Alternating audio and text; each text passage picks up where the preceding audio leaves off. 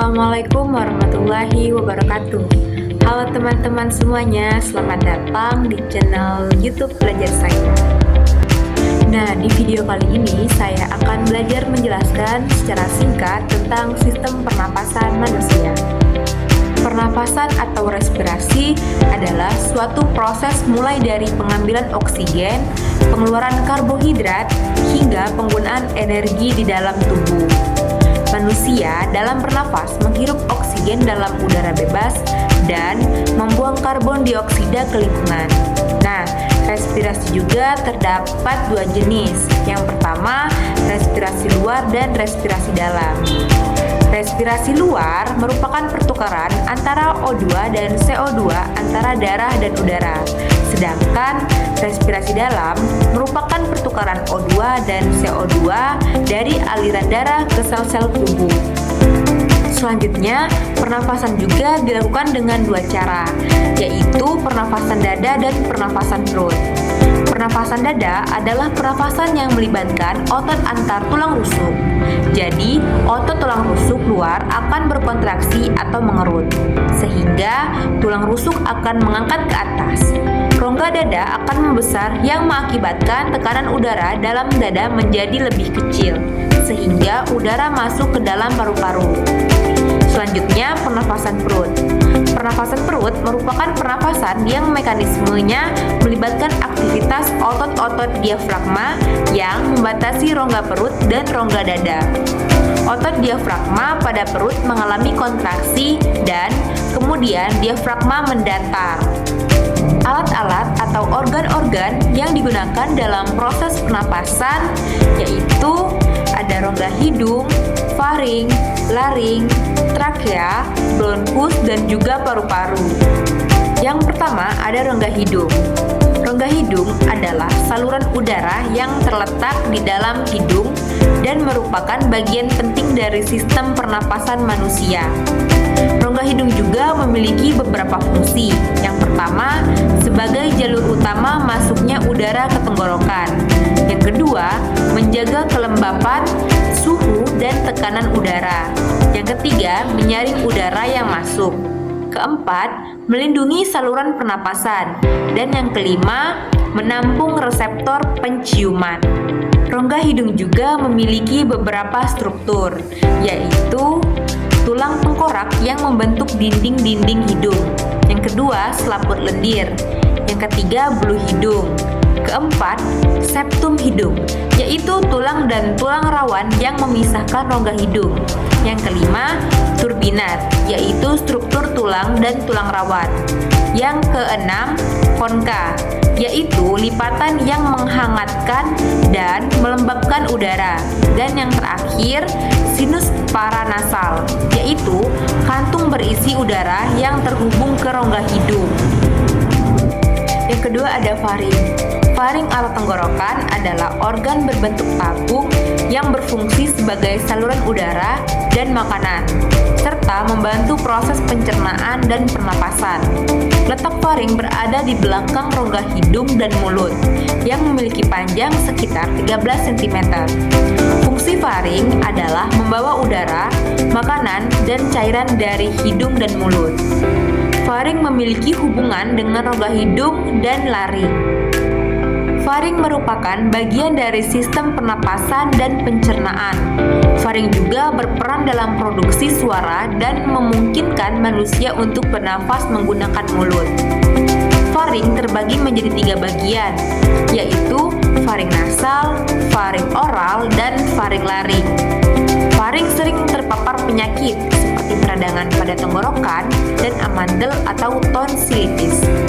Untuk menjaga kesehatan faring, Anda dapat berhenti merokok dan melindungi diri dari infeksi. Yang ketiga ada laring. Laring adalah organ berbentuk tabung berongga yang terletak di leher dan berfungsi sebagai saluran pernapasan serta kotak suara. Laring terdiri dari tulang rawan, ligamen, dan otot.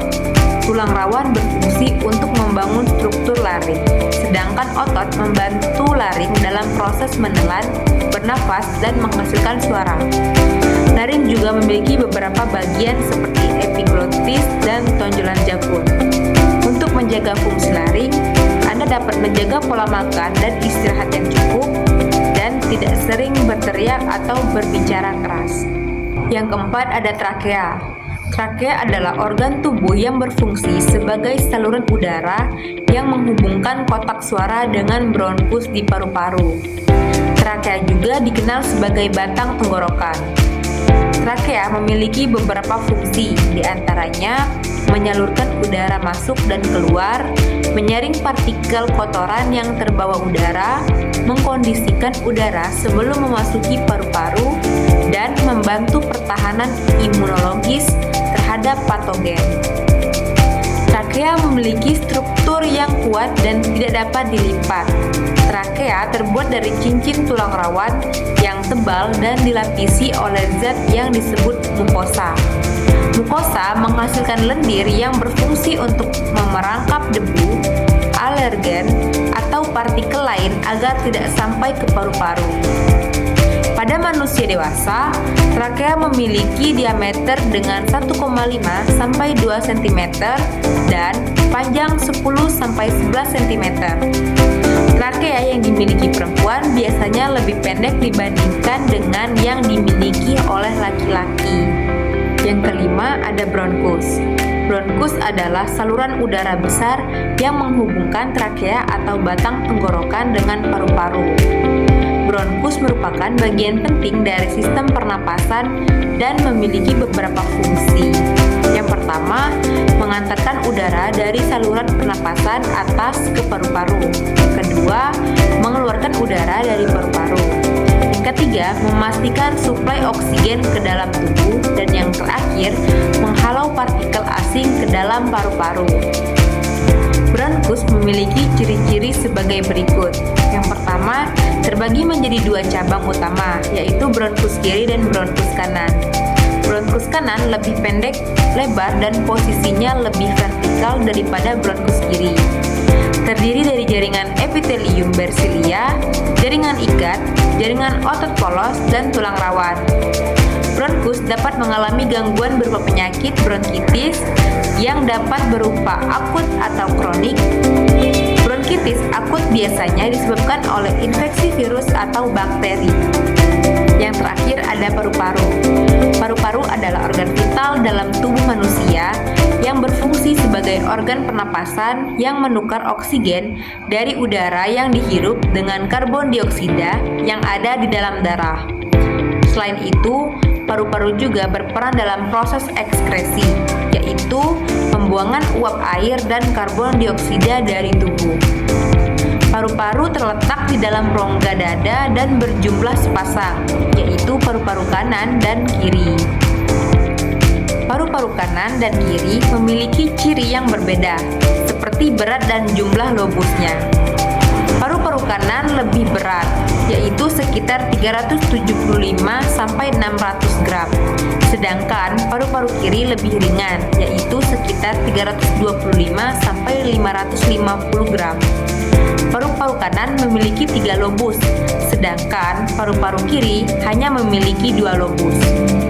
Gangguan pada paru-paru dapat menyebabkan kesulitan bernafas, sulit beraktivitas, kekurangan oksigen, bahkan kematian. Sekian penjelasan singkat dari saya. Mohon maaf apabila ada kesalahan kata atau penyebutan. Saya akhiri. Wassalamualaikum warahmatullahi wabarakatuh. Dan diakhiri dengan video animasi tentang sistem pernapasan. Dolewak.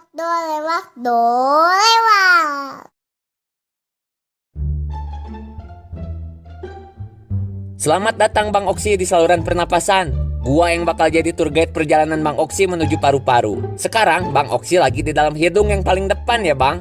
Oh, itu bulu apaan Bang? Ini yang namanya bulu hidung. Terus itu ada kayak lendir nempel di bulu hidung apaan? Itu namanya mukus. Biar debu atau partikel yang gak dibutuhin paru-paru bisa nempel di bulu hidung. Nanti debu sama partikelnya bakalan jadi upil. Oh gitu. Iya Bang, yuk kita lanjut lagi Bang. Sekarang kita ada di rongga hidung Bang. Sama Bang, ada bulu juga. Namanya silia, cuma lebih halus. Ini fungsinya ngefilter partikel yang lebih kecil yang gak ketangkep sama bulu hidung yang sebelumnya Bang. Di sini tempatnya udara diangetin, dilembapin, sama disaring sebelum ke paru-paru. Diangetin? Lu pikir sayur apa diangetin? Bahasa doang bang, biar gampang diingat. Serah lu ah. Ya udah bang, kita lanjut lagi. Kita naik lift aja bang, biar cepet.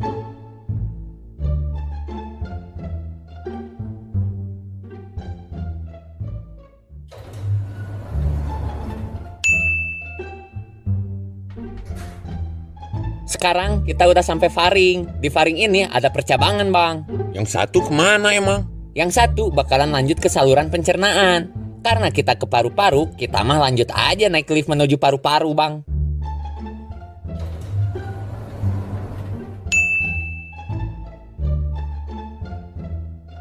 Sekarang kita ada di laring, atau bisa disebut kotak suara. Wih, kotak suara. Kayak pemilu aja pakai kotak suara. Iya bang, bedanya kalau ini bisa menghasilkan suara, kalau yang itu menampung suara.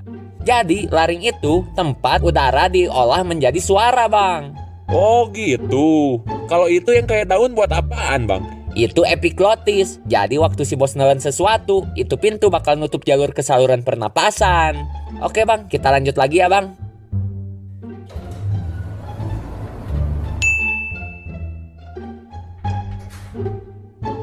Nah, sekarang kita ada di batang tenggorokan bang, aka trakea. Wih, banyak cincinnya ya bang. Cuma kayak becek-becek gitu bang. Itu bukan sembarang cincin bang, itu tulang rawan. Kenapa kelihatan becek? Karena dilapisi selaput lendir bang. Di dalamnya ada juga silia, bulu halus yang kayak di rongga hidung tadi bang. Kalau selaput lendir udah numpuk kotoran, nanti silia bakalan bantu dorong lendir pas si bos batuk bang, biar lendir bisa dikeluarin. Wow, dahak bang. Nah iya bener bang. Kita lanjut lebih dalam lagi bang.